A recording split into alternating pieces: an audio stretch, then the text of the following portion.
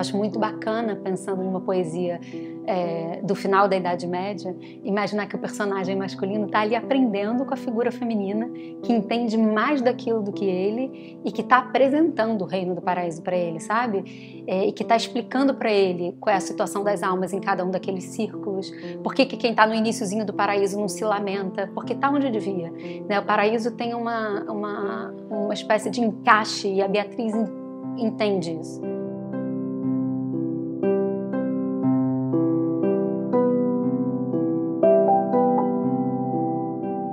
Marcela Oliveira, professora do Departamento de Filosofia da PUC-Rio, chega junto neste episódio do Matéria Bruta para falar sobre a Divina Comédia, importante obra de Dante Alighieri.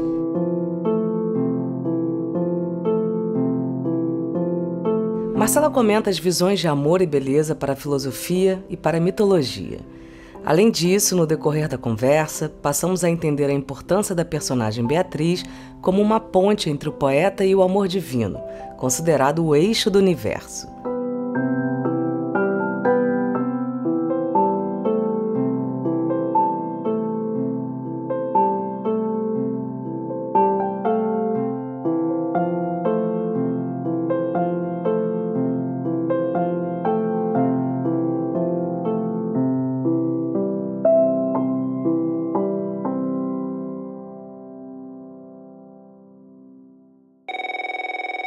Na filosofia, o amor já está no nome, né? Porque philos, Sofia, na origem etimológica da palavra grega, quer dizer amor ao saber, amor pela sabedoria, amor ou amizade, no caso da palavra filia grega.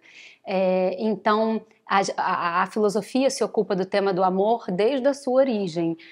O caso mais conhecido, mais famoso, é o Banquete, do Platão, onde tem várias visões sobre o amor, muitas delas que a gente reconhece ainda hoje, como a ideia de que o amor é a busca pela metade complementar, né? Essa ideia está lá, a cara metade, né? Alma gêmea, esse tipo de coisa. E também lá já estava o elogio do amor pelo saber, que o amor seria o amor mais altivo, né, mais sublime no Banquete do Platão. Eu diria, como eu trabalho também muito com poesia, que antes de Platão, para a gente lembrar, tinha o amor em Homero, o amor na mitologia grega, né, ligado a deusa Afrodite, a Eros e toda uma bagunça que o amor faz na história que gera a Guerra de Troia. A Guerra de Troia é a disputa por uma mulher, pela mais bela dentre todas as mulheres, que é a Helena, e que teria, por amor, aí seja lá o que isso significa, isso dá muito pano pra manga, teria traído não só o seu marido, mas todo o povo grego, e teria fugido com outro homem, que é outro povo, né, que é o estrangeiro, o príncipe de Troia. Então o amor já estaria ligado à guerra, à disputa, enfim, e a partir daí várias formas de ver o amor ligado ao engano, no caso da Afrodite, antes mesmo de aparecer no Banquete como algo sublime, um amor desencarnado, que seria o amor pelas ideias, e não o amor por um ser humano, por um outro corpo, um amor carnal.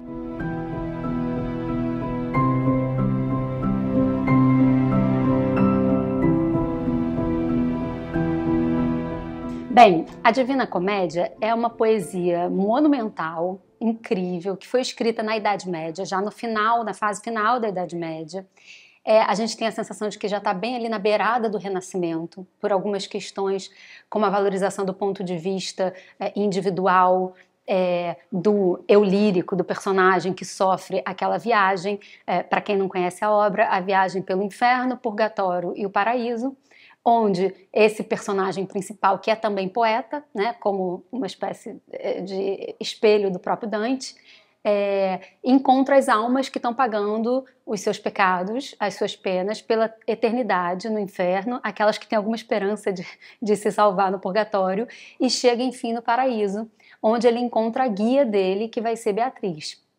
Então ele já tinha um guia pelo qual ele tinha muito amor, que era o Virgílio, o poeta romano, que é o guia dele pelo inferno, porque a Beatriz não poderia descer ao inferno, ela é beata demais, ela é santificada, ela enfim, tem toda essa imagem do feminino também ali, muito idealizada e muito ligada à cultura medieval, e mesmo o elogio da musa inspiradora, que é característico da poesia dos trovadores dessa época. E, enfim, chegando no paraíso, quem dá a mão para o poeta na sua descoberta pelo eterno, agora na perspectiva da ascensão e não mais da descida, como ele havia feito no início pelo inferno, é Beatriz. E Beatriz, como diz o nome, é beata, né?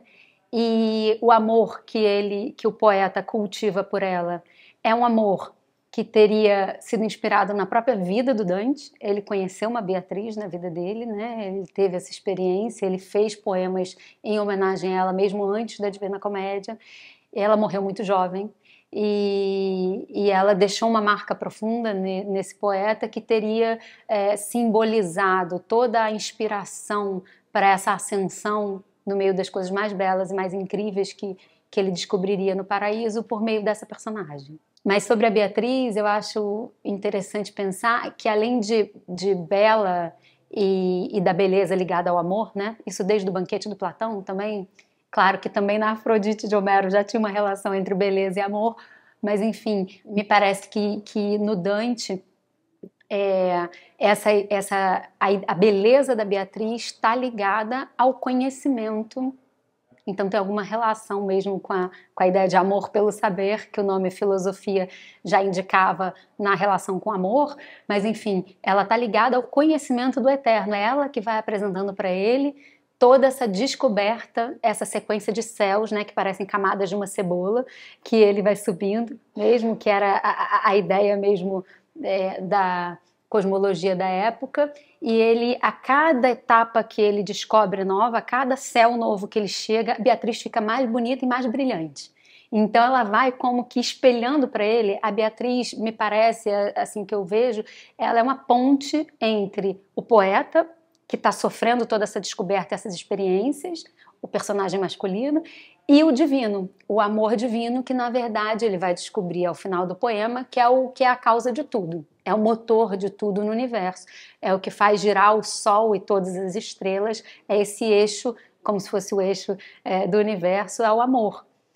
Mas ele não descobriria isso sozinho, ele precisa dessa personagem que é uma musa inspiradora para ele, e é mesmo uma espécie de quase professora, de guia, que vai ensinando para ele algumas noções importantes da Idade Média, como a noção de livre-arbítrio, né, que a gente tem a opção de decidir se a gente vai ser virtuoso ou se a gente vai cair num vício, se a gente vai se desviar e vai pecar ou se a gente vai optar por um caminho da virtude. Ela ensina para ele, então, que ele pode ascender, mesmo ele tendo um corpo pesado, porque ele passa pelas almas, né, as almas todas que estão tanto no inferno, no purgatório, no paraíso. Ele é o único que tem corpo, ele é o único que está vivo fazendo esse caminho. E a Beatriz vai conduzindo o personagem principal por toda essa descoberta e ele vai aprendendo com ela, tanto no que ela ensina, no conteúdo do que ela explica para ele, quanto na percepção de que ela vai ficando mais radiante. E a cada vez que ela brilha mais, ele percebe que ele mudou de patamar, que ele subiu mais um degrau nos círculos celestes, até chegar um momento que ela brilha de tal forma que ele não consegue abrir o olho, ele não consegue olhar para ela. Ela mesma diz para ele, é uma parte que eu acho engraçada, eu não posso sorrir para você, que se eu for sorrir para você, você vai se incendiar. Como uma personagem da mitologia grega, Semele, se incendiou quando viu o brilho de Zeus.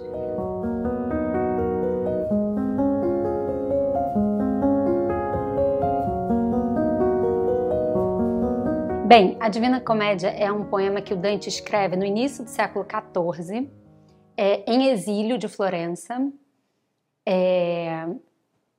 Ele faz viagens, porque ele está exilado da terra natal, e ele encontra amigos como Giotto, por exemplo, na época até que ele está trabalhando em Pádua, naqueles afrescos incríveis, e ele vai compondo esse poema que, por um lado, tem uma ligação com um estilo da época de elogio ao feminino e a uma mulher específica como uma musa inspiradora do poeta que desperta os sentimentos mais altivos, mais sublimes.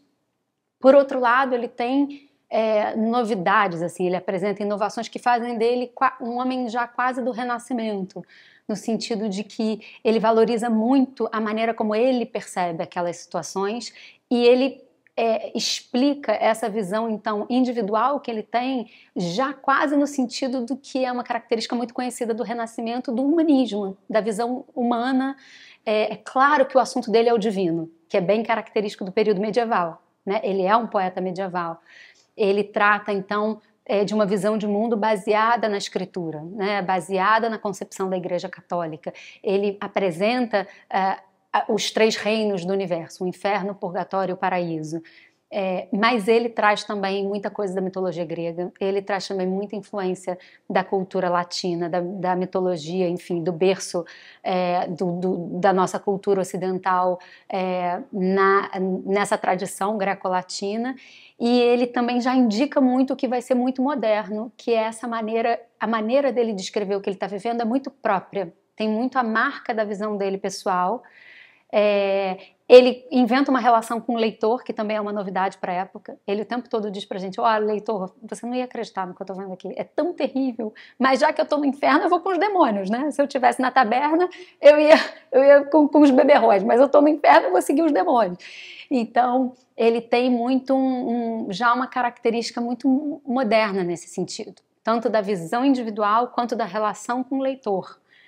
E a Beatriz dele, nesse sentido, ela corresponde àquela visão mais medieval dos trovadores, do elogio à musa, a musa amada, belíssima, ligada ao divino. Ela é praticamente uma santa, né? Beatriz está lá no alto do paraíso. Por outro lado, ela tem também uma questão que eu acho bem interessante, que é essa ideia de que ela entende as coisas do eterno e ela explica para ele. Então eu acho muito bacana, pensando numa poesia do final da Idade Média, imaginar que o personagem masculino está ali aprendendo com a figura feminina, que entende mais daquilo do que ele e que está apresentando o reino do paraíso para ele, sabe? E que está explicando para ele qual é a situação das almas em cada um daqueles círculos, por que quem está no iniciozinho do paraíso não se lamenta, porque está onde devia, né? O paraíso tem uma espécie de encaixe e a Beatriz entende isso. Então, nesse sentido, é como se ela fosse uma musa inspiradora medieval, mas já uma figura interessante do humanismo, do renascimento, da compreensão do universo pelo ser humano, que eu acho muito interessante.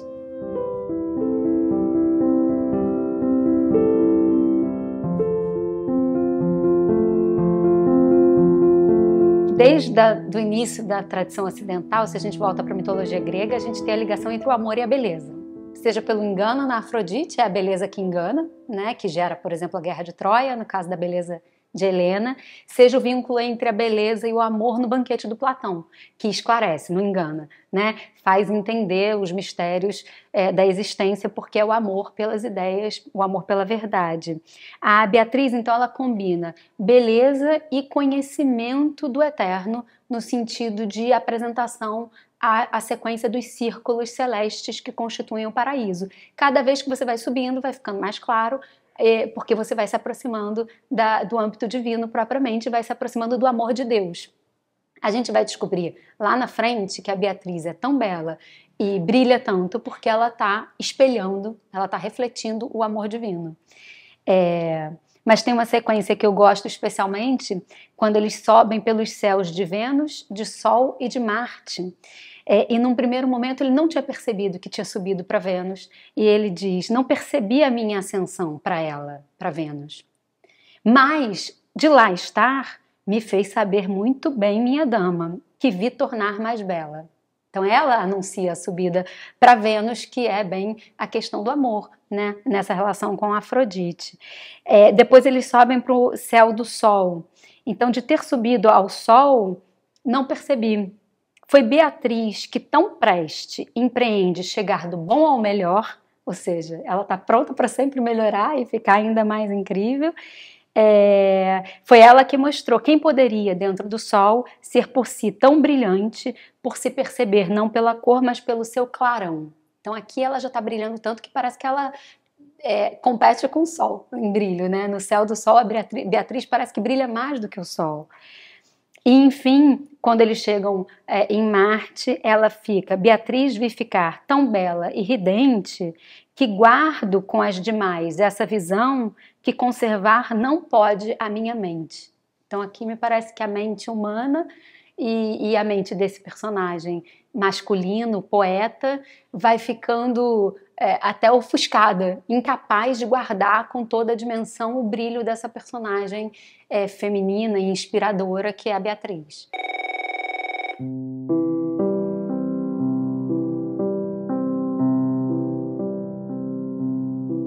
E para você, qual é a relação entre beleza, amor e conhecimento? O Matéria Bruta é o podcast do canal Curta dedicado às artes e à filosofia. Entrevista por Marina Birdman, edição de Juliana Zalfa, voz de Flávia Mano e assessoria de Francis Carnaúba e Gabriel Reis. Te esperamos no próximo episódio.